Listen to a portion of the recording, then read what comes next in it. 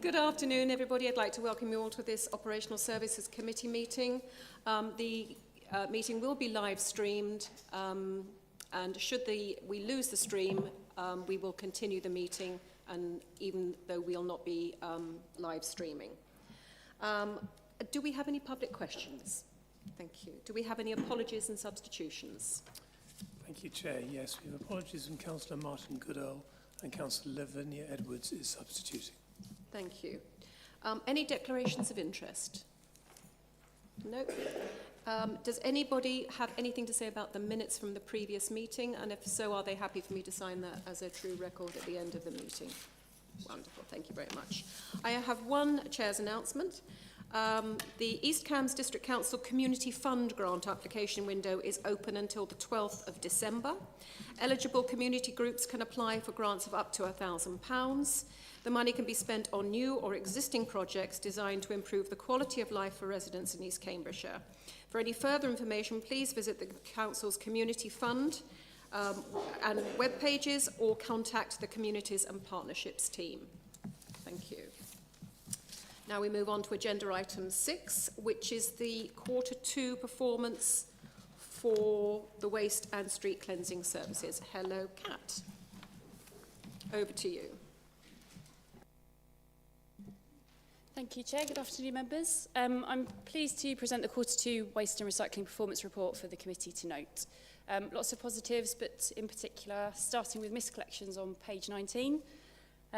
The Council and ECSS have achieved our lowest ever levels since introducing the new digital waste management software. This demonstrates both the efficiency of the system and the improved tools ECSS's management team now have to monitor and respond to these quickly. On page 20 is the quality of the cleaning that ECSS have achieved, remaining consistent and above target. We have noticed a slight increase in overflowing dog bins on page 23, mainly due to general rubbish being placed in them rather than dog waste itself. This is being actively monitored to see if there is a need to prevent any ongoing issues. Looking at the recycling and waste volumes on page 24, there's been a small drop in recycling compared with the same quarter last year, partly due to an increase in contamination. To address this, a district-wide campaign is launching this month with bin hangers and livery on our fleets highlighting common contaminants and guidance for residents on the action to take. We have noticed organic waste has also fallen by over 7% and likely linked to the drier growing season at the time. And just to apologise, Chair, I don't believe I confirmed the recycling rate for the year at our last meeting. So East Cambridgeshire achieved a rate of 54.4% for the period 24 to 25, which is a 1% decrease compared to the previous year. This follows the national trend of stagnating and falling recycling rates. But with the introduction of our new services, including an expanded range of materials collected for recycling, a renewed focus on reducing contamination, we expect to see significant improvement in the coming years. On the communication side, all residents received their annual calendar along with an introduction to the new service in this quarter. We also attended a number of community events, primarily discussing food waste collections and ways to reduce residual waste. One of the 2 temporary officers has now joined the team, and they're supporting the rollout of our new services with a focus on ensuring residents are well supported and have the information that they need. Overall, the report's showing a strong performance across our services with only a few minor areas under more close observation. Thank you, Chair, and I welcome any questions. Thank you very much, Kat. Does anybody have any questions for Kat? Councillor Ambrose-Smith. One very minor one. The new bins, when they are rolled out, are they going to be clearly badged with East Cambs or whatever, and a contact telephone number, or are you hanging off because of the unitary situation? The new bins will have our logos on them, and you can write your house number on them. They will also be indicated, where, particularly for food waste, we have to indicate that they're funded by UK government as well, and that will be on there. Yeah. That just really followed an informal conversation at Lutterbrook Town Council. Yeah, thank you. Councillor Inskip. Yeah, so thanks for confirming the recycling rate for last year. So obviously it was some way short of the 60%. Is there more of a breakdown in terms of, for example, dry recyclables versus garden waste, and how that's changed over the course of recent years? Yeah, I've got that. I can share that with you separately because there's lots of figures I can't remember off the top of my head, but yeah, I can share that. Okay. Could you share it with the whole committee as well, please? Thank you very much. Any other comments or any questions? I just wanted to say fantastic work, and to get 10 compliments, I know I was at, oh yes, 10 compliments, which is really good. And the overflowing dog bins, I just wonder if we are reaching the point where we need to replace dog bins with just waste bins for the smell factor and also obviously for the capacity factor. It's something we need to look at. I think they are funded, a few of them are funded by parish councils, so we need to take that into account. But yes, we definitely need to be looking at that as our next kind of thing to move forward with. If you could pass my thanks on and the committee's thanks on to your team and say keep up the good work, I think we're happy to note this and move on. Thank you very much. Thank you, Kat.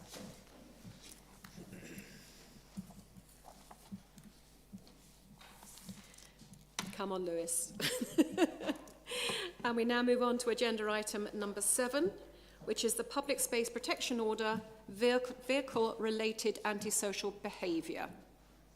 And hello to Emma as well. Thank you. Over to you, Lewis. Thank you, Chair. Good evening, members. The police have submitted a request to the Council asking for it to consider a Public Spaces Protection Order, known as a PSPO, to address vehicle-related antisocial behaviour. For a number of years, the Council and local police teams have received numerous reports of vehicle-related antisocial behaviour, either on the public highway or involving gatherings at business parks and similar places.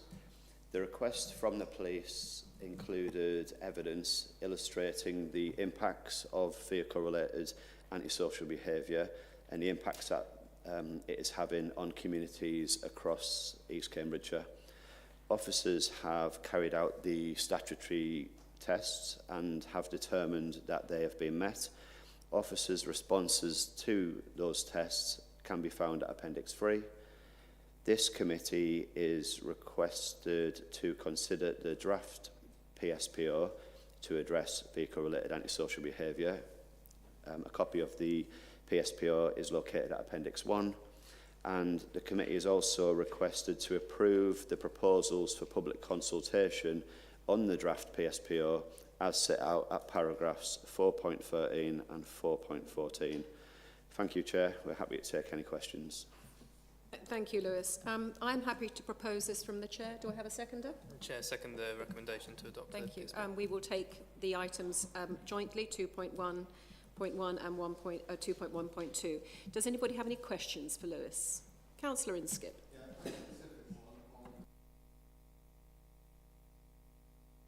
Yeah, I'll do that as well. Let me start again.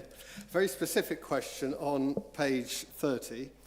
Under the section fixed penalty notices and offences,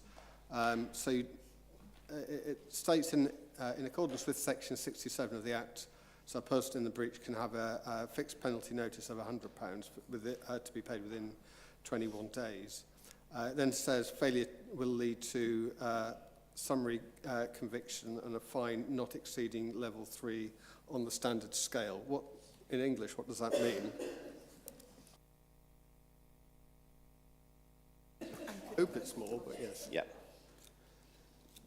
It's my understanding that the amount is of £1,000 and could also incur court costs as well.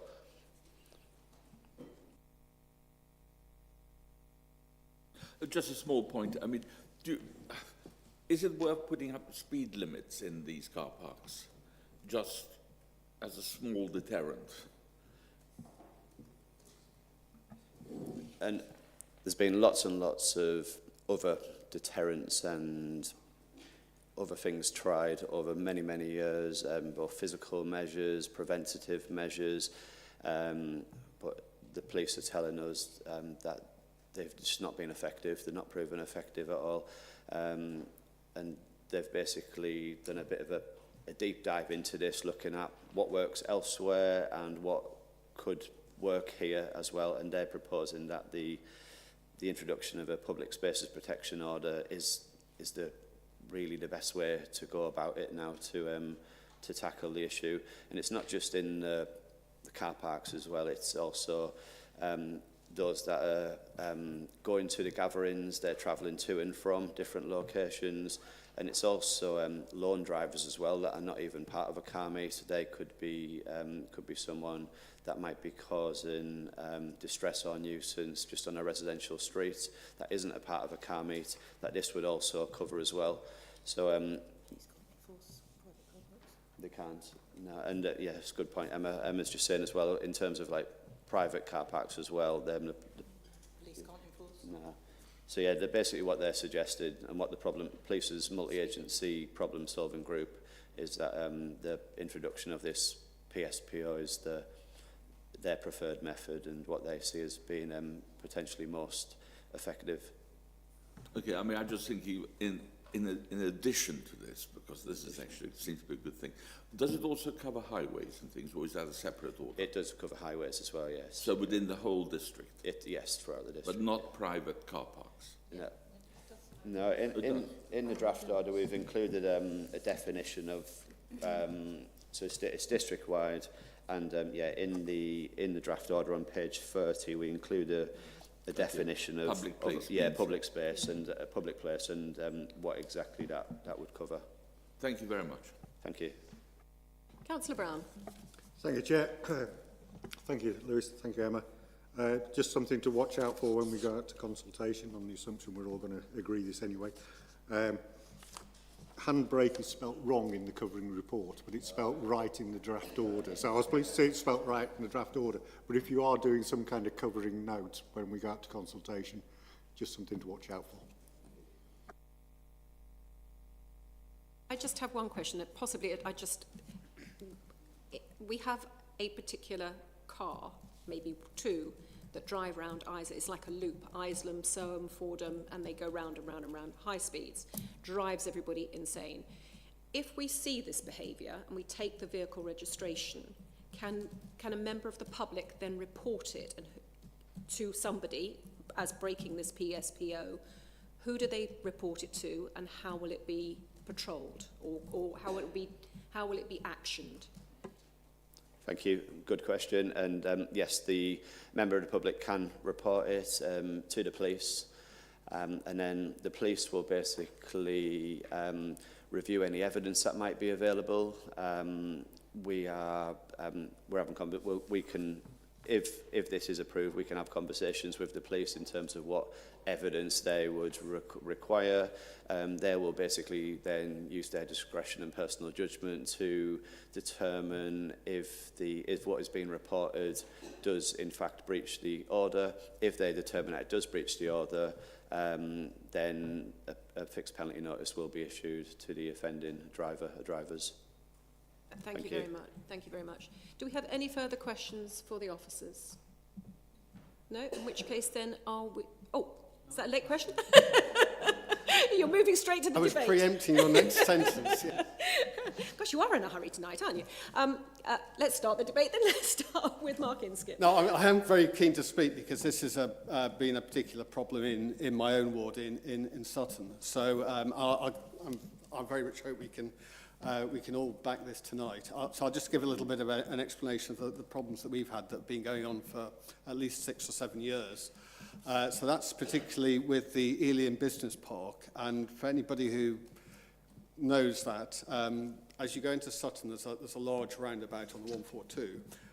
One exit to that takes you onto the business park, where there's another roundabout, which is still public highway. And beyond that, there's a long, straight road, which is actually part of the business park that goes towards the straw burning power station.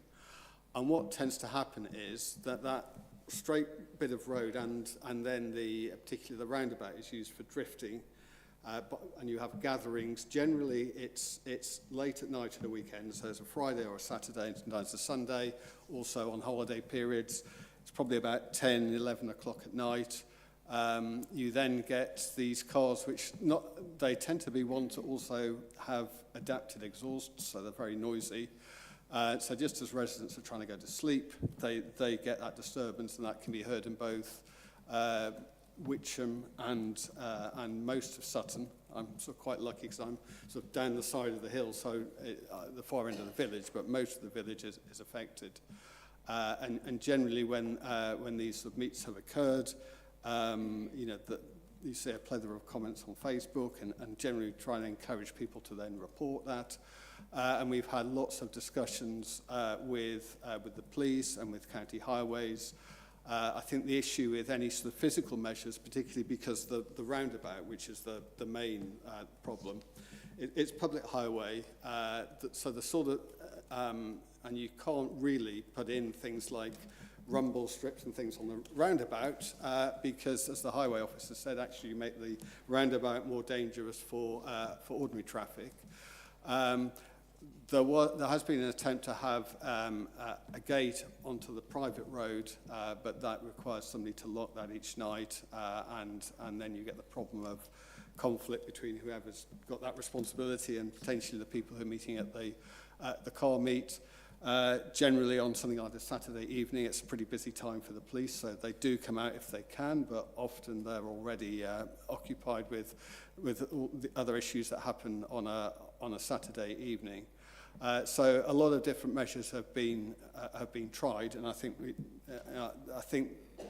this is a better one than anything that's been tried so far. The report explains the process the police have today, where they issue a notice, and then if the car returns and they're able to identify it's the same vehicle, they can go on to the next step.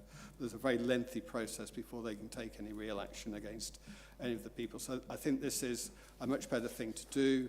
I know there are other parts of the district, and the report mentions, for example, the leisure village, and sometimes you actually see, I think where it's been particularly bad is you get cars going between the leisure village and the Elam Business Park. So not only do you have the dangerous antisocial driving on those two areas, but you have it on the roads between as well. So I very much hope we can back this. The other thing I would say is I think it's important we get this moving quickly, because we're not the only area that has this problem. Milton Park and Ryde is another one where they're also looking at a PSPO. So if they put their PSPO in and we haven't got one, potentially there's a displacement activity and people move to the district. So very much welcome this has been brought forward by officers. I think it's won't necessarily be a silver bullet to solve everything, but I think it does provide us with another mechanism to help to try and address this problem. So I very much hope we can all support it. Thank you. Any other comments? No, the only thing, 100% my support. I would be very keen to find out what evidence the police will, especially with things like speeding through villages, because people's perception of speed is, isn't it? It's you know, so people, he was doing 60, and I'm thinking, no, he wasn't going 60. So I mean, it's a difficult issue as far as speeding through villages is concerned. So I would like to see what evidence the police will accept rather than just a verbal. I mean, with dog fouling, it's quite easy. You can say, yes, I saw it, and it was doing this and X, Y, Z. So it's a slightly different thing. But no, I'm 100% in support of this. Councillor Trapp, are you wanting to speak? I'm finished, Councillor Trapp. Over you go. We are, our village is buying some speed, whatever this restriction, you know, the speed monitors, and they do actually, I believe, that those can be used as evidence if you buy the right ones. And that might be something also we might be encouraging some, we have one or two in the villages to do that very same thing. I think most villages have got them these days, even Yeah, Snowell. but I'm not sure if they record them. That's Yeah, the thing. the Snowell, any ones you buy these days have already got the data and it can be downloaded. Yeah. In which case, then, are we happy to move to the vote? All those in favour, raise their hands. That's unanimous, Chair. Thank you very much. Thank you for all your work on this as well. Much appreciated. Now we move on to agenda item number 8. And I can quite clearly see. Welcome back to Anne. Nice to see you. Thought you'd got away. I had gone away. We hunted you down, did we? Found You did. Fair enough. Over to you for the budget monitoring report, please, Anne. Yeah, good evening. The Operational Services Committee is projecting a year-end forecast underspend of 382,000 in revenue, and the capital is going to be in line with the revised budget as set out in the report. Thank you. That was a very brief, made you cut out all this way for that very brief statement. Well, it's a shame, isn't it? Do we have any questions for Anne on this report? Councillor Enskip. Yeah, just a couple that maybe, I suspect these may be ones where I need to go away and come back with an answer. I just wanted to understand a little bit more, first of all, about so we've got the underspend on the dog warden scheme. So I assume we've been a dog warden down. It says in the comment that that's going to be looked into in the next quarter. So I'm just interested in terms of what have we been missing from in terms of dog warden staffing, and what when it says it's going to be looked into, what's proposed to happen there. The other one is a sort of similar question on the nuisances. There's an item. It talks about staff savings. Is that due to vacancies or is that some other reason? Those are the two questions. Thank you, Councillor Enskip.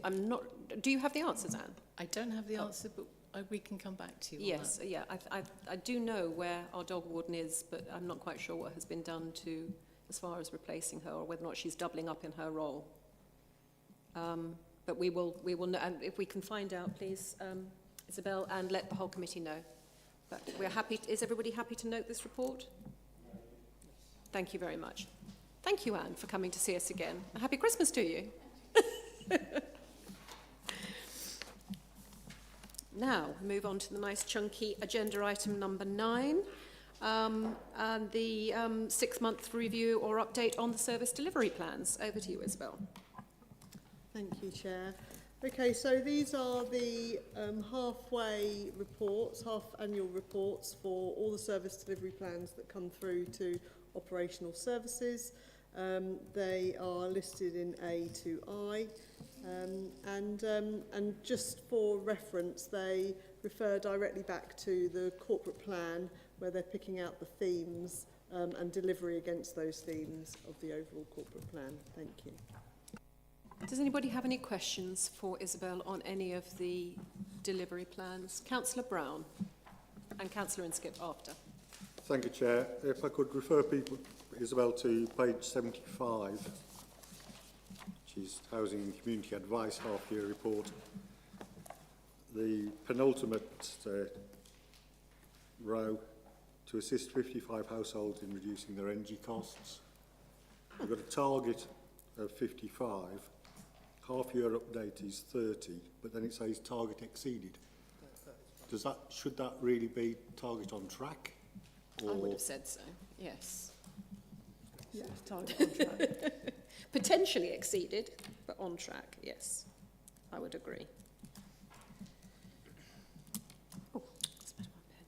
Councillor Inskip. I've got several. So I'll suggest I ask each question and get a response, Yep. rather than trying to ask them Yep. all and then try to remember what the first one was. Page 52, there's a target on community engagement. It says attend a minimum of 6 engagement events and to seek ongoing feedback on the council's communication. So 2 questions there. What are examples of engagement events? And then how is the feedback being sought?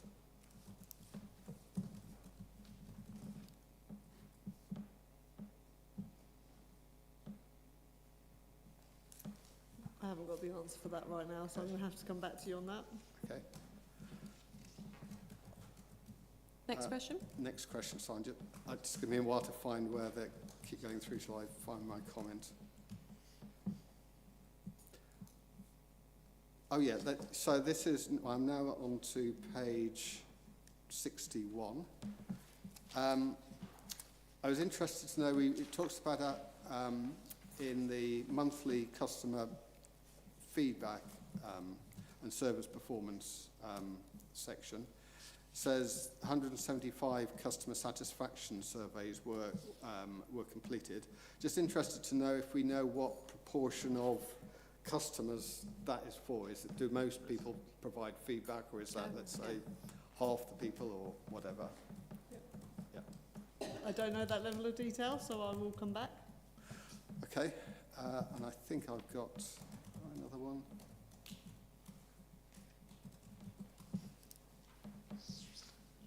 Yes, this was on page 64. What isn't clear to me here is what the target is in terms of it's got percentage of waste calls logged, and it gives a percentage of waste emails resolved at first point of contact. And it gives what the performance is, and it says it's on track, but it doesn't say what the target is to know whether it's on track. It's obviously below those numbers if it's on track. But yeah, it'd be good to know what the target is. Again, get back to you on that one, Mark. And then I think I'm nearly done. Page 68. It's promote and provide an assisted digital service for customers claiming, and then it gives a list of benefits. Do we have a breakdown? So it says it assisted 112 customers, but obviously there's quite a variation in terms of sort of types of benefit: housing benefit, council tax support, universal credit.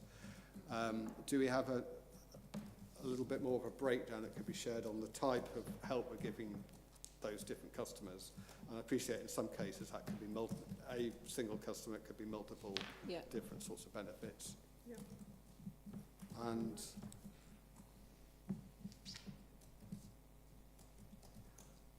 oh yes, and this is the last one, I promise. So page 70, it says benchmark the council's website carbon emissions rating by 30th of June 2025, and it gives a benchmark score, and it says, and it gives an example of what a target should be. I'm curious as to know how that benchmark score is derived. So again, I'm not expecting you to know the answer now. And that's, I'm done. And again, if Isabel could notify the whole committee for in response to those questions. Councillor Trapp. Thank you. First of all, I noticed that some departments have reduced their paper wastage, except, of course, the local government reorganisation. That's one thing, so it's commendable. The other thing is that I wonder if the IT people or anyone in the council officers is actually thinking about the use of AI. Has anyone investigating this? I think this might be a very good opportunity, and to do it. I know from talking to people that AI is great to help some people in the legal profession, and there's wondering if it might be something for this council to look at as well.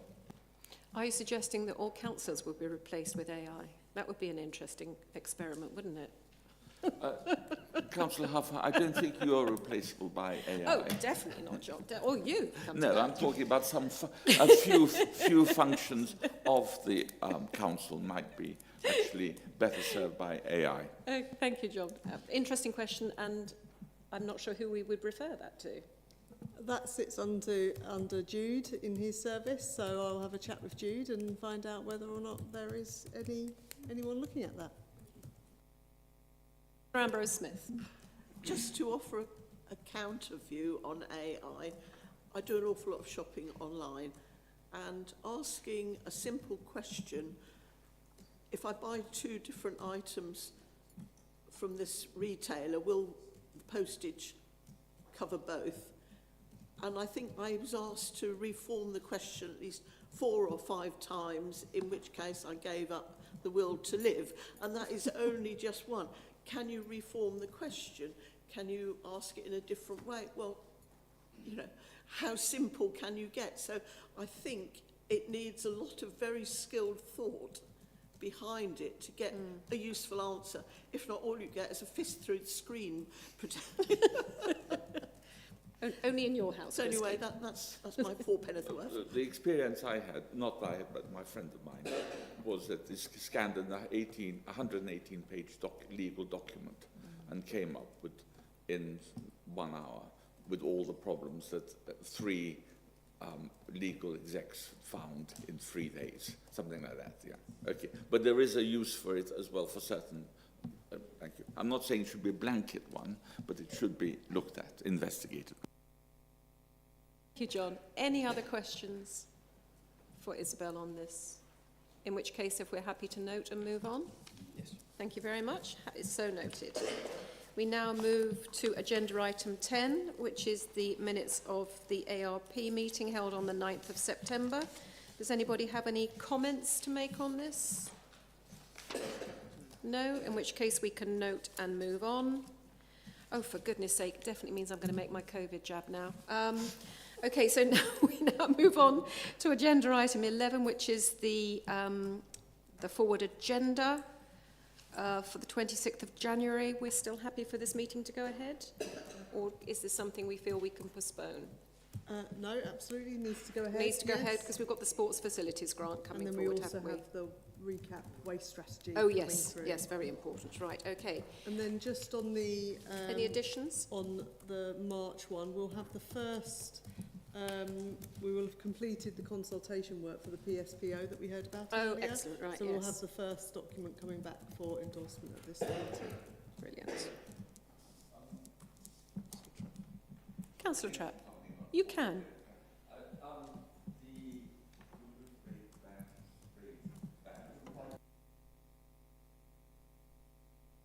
It's gone. We replaced, I don't know about our advice bureau, what the Ely one went under, and we were looking at in-house.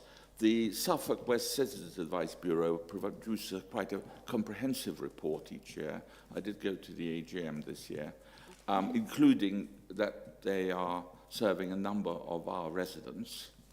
I was wondering whether we should actually have a breakdown of by age and by what has happened, just like they have done in our advice bureau. I think we already get that information, Do we? John. We do already get that information. It'll be in the annual report.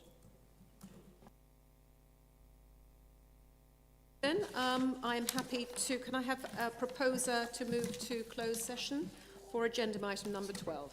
Thank you, that's David. And a seconder? I'm happy to second, Chair. Thank you. In which case then, thank you very much. We will bring this meeting to a close at 17:05 and move into closed session for agenda item number 12.